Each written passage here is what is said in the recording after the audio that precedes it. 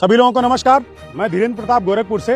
दोस्तों, मोदी सरकार ने गरीबों को 5 किलो मुफ्त राशन देने का घोषणा किया है और राशन मिल भी रहा है। इस मुफ्त राशन पर स्वर्गीय अमरीश पुरी जी का एक विचार है, उसको सुन लीजिए, उसके बाद मैं आगे की बात करता हूँ। खाने के लिए आप लोगों को अनाज मिलता रहेगा। इन लोगों से कागज पर इनके अंगूठों के निशान ले लूं ठाकुर? अभी नहीं, पहले इन लोगों को हराम की खाने की आदत पड़ने दो। हाँ, तो दोस्तों, आपने अभी अमरीश पुरी जी का विचार सुना, जिसमें अमरीश पुरी जी बोल रहे हैं कि जनता को पहले हराम का खाने की आदत डाली जाए, जनता को हराम खोर बनाया जाए।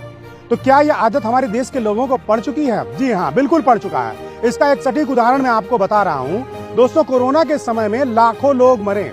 ऐसा कोई व्यक्ति नहीं है देश में जिसके परिचित में कोई मरा ना हो, कोई रिश्तेदार मरा ना हो, कोई सगा संबंधी उसका मरा ना हो।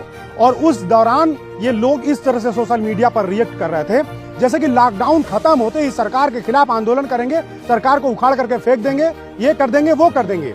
लेकिन इसी दौरान सरकार के द्वारा एक अफवाह फैलाई गई कि कोरोना के द्वारा मरने वाले लोगों को 10 लाख रुपया मुआवजा दिया जाएगा। कहीं कहीं भाजपाइयों ने इसे 40 लाख बता करके लोगों को गुमराह किया। और जैसे ही फैसले की घोषणा हुई, तमाम लोगों के अंदर से आंदोलन का जो भूत था वो खत्म हो गया। तमाम लोगों के अंदर जो सरकार का विरोध था वो खत्म हो गया। इससे साफ पता चलता है कि जनता पूरी तरह से हरामखोर हो चुकी है, जनता को मुफ्तखोरी की आदत पड़ चुकी है। और अब यह जनता कहीं पर केवल 5 किलो राशन में ही महंगाई, बेरोजगारी, अशिक्षा, भूखमरी, आतंकवाद, जातिवाद, सांप्रदायिकता सबको भूल चुकी है, दंगे फसाद को भूल चुकी है, हिंदू मुस्लिम का जो बंटवारा हो रहा है उसको भूल चुकी है। देश में यह भी कहा जा सकता है कि जो भूखा है वो जाकर के राशन लेगा, लेकिन जो भूखा है वो आंदोलन भी कर सकता है। लेकिन कहीं पर भी कोई आंदोलन यहाँ पर दिखाई नहीं दे रहा है। देश में जितनी भी योजनाएं आ रही हैं, उन योजनाओं में से देखिए केवल इस तरह की योजनाएं आ रही हैं कि जनता को भिखारी बना दिया, जनता को मुफ्तखोर बना दिया, जनता को पूरा सरकार के भरोसे छोड़ दिया जाए। जनता को कहीं से भी आत्मनिर्भर बनाने की कोई योजना नहीं चल रही है। देखिए, सरकार शौचालय बनवा रही है, सरकार घर दे रही है, सरकार के सांसद विधायक पहुंचते हैं तो ठंडी में जाकर के कंबल दे रहे हैं, गर्मी में आकर के वहां पर प्याऊ लगा दे रहे हैं, घड़ा लगा दे रहे हैं कि पानी पीजिए। तो इस तरह की ये जो योजनाएं हैं, ये जनता को पंगु बनाने वाली है। सरकार को चाहिए कि वो जनता को रोजगार दे। सरकार को चाहिए कि शिक्षा को पूरी तरह से मुफ्त कर दिया जाए, कि एक आम आदमी पढ़ सके, उच्च शिक्षा ले सके, तकनीकी शिक्षा ले सके। लेकिन शिक्षा का पूरी तरह से निजीकरण और व्यवसायीकरण कर दिया गया है, बाजारीकरण कर दिया गया है। सरकार को चाहिए चिकित्सा की सुविधाओं को पूरी तरह से मुफ्त कर दिया जाए, लेकिन सरकार क्या कर रही है? उसको नहीं मुफ्त कर रही। सरकार आपको मुफ्त में राशन दे रही है। सरकार से सीधे सीधे मुद्दे की बात करनी होगी, सरकार से सीधे सीधे रोजगार की बात करनी होगी। जो भी खास करके ग्रामीण के जो लोग हैं, वो लोग जब कोई मुफ्त की बात आती है तो टूट पड़ते हैं। उनसे मैं कहना चाहूंगा कि ये जो मुफ्त का राशन या मुफ्त का कोई भी चीज आपको दिया जा रहा है, ये बिल्कुल मुफ्त नहीं है। ये जो आपको दिया जाता है वो सरकारी खजाने से निकाल करके दिया जाता है। सरकारी खजाना जब खर्च होता है तो सरकारी खजाने को भरने के लिए महंगाई को बढ़ा दिया जाता है, टैक्स को बढ़ा दिया जाता है, और उसी टैक्स से फिर सरकारी धन खजाना बनता है, और उसी सरकारी खजाने में से कुछ उसमें से निकाल करके आपको दे दिया जाता है और आप उसमें खुश हो जाते हैं। आप सोचिए कि पेट्रोल डीजल पर आज सरकारें 100 रुपया का पेट्रोल है तो उसमें 70-75 रुपया सरकारें जो है टैक्स ले रही हैं।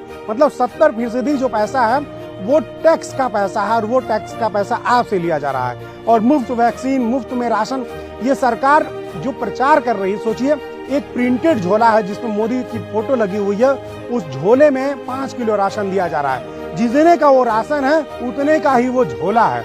यानी कि सरकार जितना आपको राशन नहीं दे रही है, उससे ज्यादा वो पैसा प्रचार में खर्च कर रही है। ये सीधे सीधे तौर पर सरकार अपनी मार्केटिंग कर रही है, अपना वोट बैंक बढ़ाने की कोशिश कर रही है।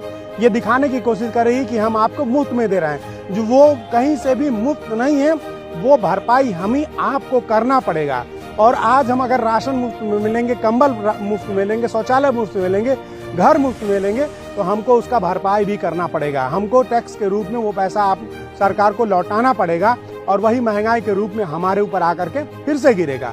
लेकिन इसके साथ साथ जो सबसे बुरी बात है कि हमारे लोगों के बीच हरामखोर बनने की प्रवृत्ति आगे बढ़ती जाएगी, भीख मांगने वाली प्रवृत्ति आगे बढ़ती जाएगी। सरकार आपको भिखारी, भिखमंगा बनाना चाहती है, सरकार आपको आत्मनिर्भर नहीं बनाना चाहती है।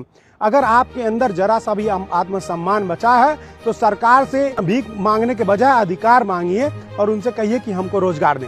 सोचिए कि अगर आपके पास रोजगार होगा तो क्या आप 5 किलो राशन के लिए लाइन लगाने जाएंगे?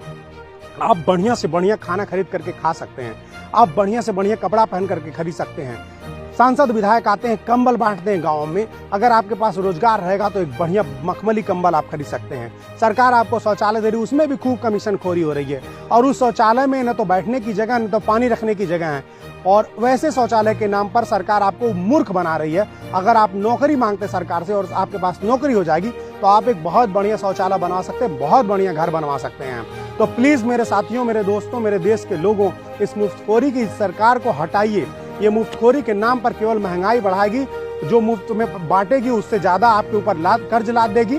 और ये देश हमेशा भिखारी होता चला जा रहा है। आप देख रहे हैं एक एक करके हमारा जो रेलवे, हमारा एयरपोर्ट, हमारी जितनी सरकारी संस्थाएं सब बिकते चली जा रही हैं, सब अंबानी अडानी के हाथों में चली जा रही हैं। केवल इसी नाते हो रहा है कि क्योंकि सरकार सरकारी धन का बेतहाशा दुरुपयोग कर रही है और उसके पीछे केवल और केवल आपकी चुप्पी है, आपका लालच है, जनता का लालच है।